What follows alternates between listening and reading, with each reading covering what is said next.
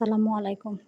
আজকে খিচুড়ি রান্না করছিলাম, তাই আপনাদের সাথে শেয়ার করতেছি আমার খিচুড়ি রান্নার ভিডিওটা। প্রথমে ডেকচির মধ্যে আমি পেঁয়াজ কুচি দিয়েছি। পেঁয়াজটা একটু লাল করে ভেজে এর মধ্যে মশলা দিয়ে দিলাম। আমি দিয়ে দিলাম মুরগির চামড়া। মুরগির চামড়া দিয়ে খিচুড়ি খেতে কিন্তু ভালোই লাগে। আর এই তো টাটকা টাটকা ক্ষেতের যে সবজিগুলো ছিল তাই দিলাম। দিলাম বেগুন, মিষ্টি লাউ, আলু, বরবটি, ধুন্দুল, সাথে ডাল, চাল একসাথে কষিয়ে নিছি। নিয়ে আমি অল্প পরিমাণ পানি, মানে সিদ্ধ হওয়ার জন্য যতটুকু পানি লাগে ততটুকুই দিয়ে দিলাম। দিয়ে আরেক দিক দিয়ে আমি বাচ্চাকে মানে একটু দুষ্টামি করতেছি। আর আমার খিচুড়ি কিন্তু প্রায় হয়ে গেছে। আর বৃষ্টির দিন কিন্তু খিচুড়ি খেতে ভালোই লাগে। তো আমার খিচুড়ি রেডি, বাচ্চারাও খাইতেছে।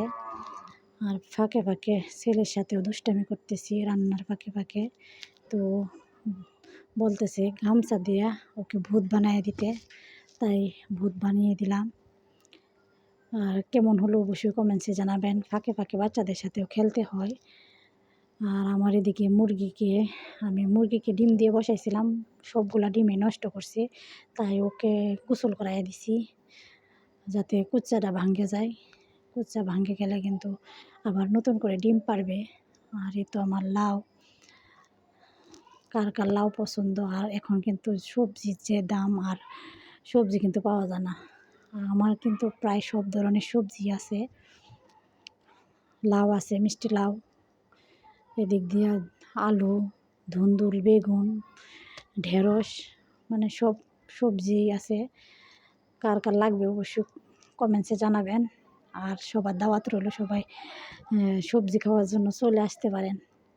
আর এদিক দিয়ে আমি আবারও পরের দিনে রান্নাও কিন্তু অ্যাড করলাম, যেহেতু লং ভিডিও।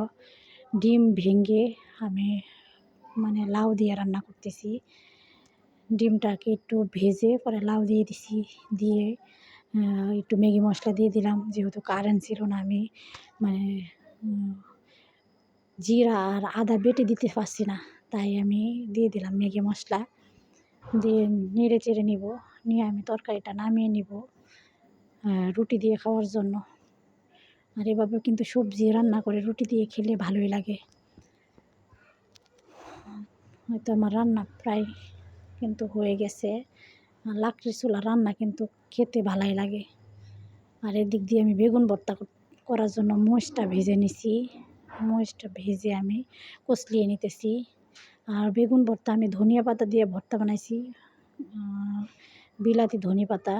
এটা দিয়া বেগুন ভর্তাটা বানানোর পরে এতটাই ভাল লাগছে, অনেক মজা হয়েছে। যারা যারা খান নাই কমেন্টসে মানে খেয়ে দেখবেন, ভালোই লাগে। আর অবশিষ্ট কিছু মরিচ, মানে এত ঝাল তো আর খাওয়া যায় না, যিনি বেঁচে ছিল ওটা দিয়ে মরিচ ভর্তা বানাইছি, ওইটাও কিন্তু খাওয়ার মধ্যে ভালোই লাগছে।